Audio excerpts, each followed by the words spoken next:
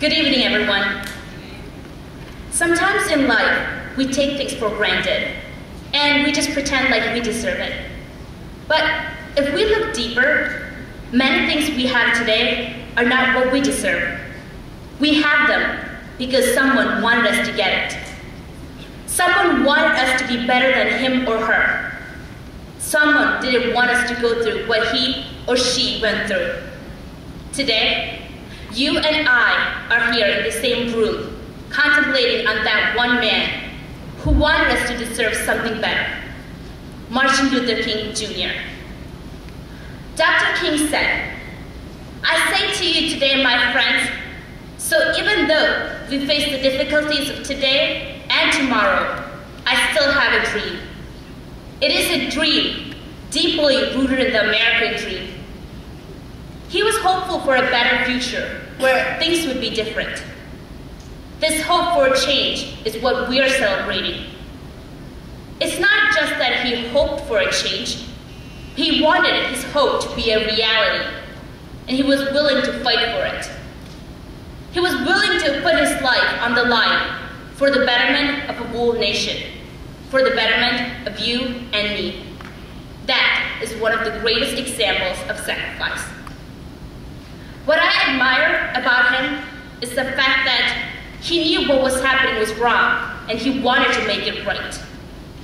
Many people before him saw the inequality and the wrongdoing, yet didn't respond to it.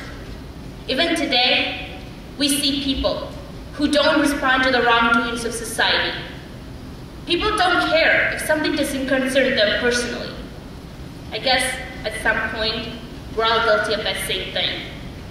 Here, Dr. King is a role model for all of us because he took the courage to stand up for what he believed in.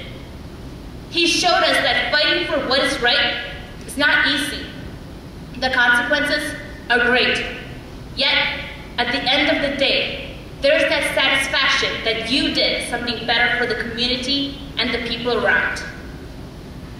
Martin Luther King once said, "Everybody can be great because anybody can serve." You don't have to have a college degree to serve. You don't have to make your subject and your work agree to serve. You don't have to know the second theory of thermodynamics and physics to serve. You only need a heart full of grace, a soul generated by love. In this one sentence, I see a man who wanted people to serve each other.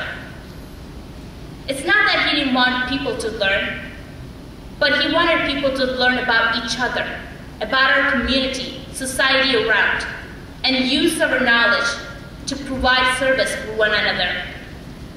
He wanted each of us to envision something better for our community and work on it.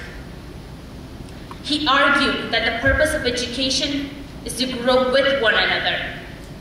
In that same sense, I might not need to know the chemical formula of gold, but the lesson of teamwork and service that I learned from my chemistry lab will help me to be a better person. That is what Dr. King dreamt of. Today, if Dr. King comes to Nova High School, he would tell us to stand up for what is right. He would want us to grow and learn from each other and use that knowledge to be the change in the world. But before all this, he would look at Nova High School and say that this is the place where his dreams came true. He would be happy to know that we as a community still remembers the struggle that took place to obtain equality. He would be happy to know that we did not take what we have today for granted. Instead, acknowledge the hardship and struggle that got us to where we are today. Thank you.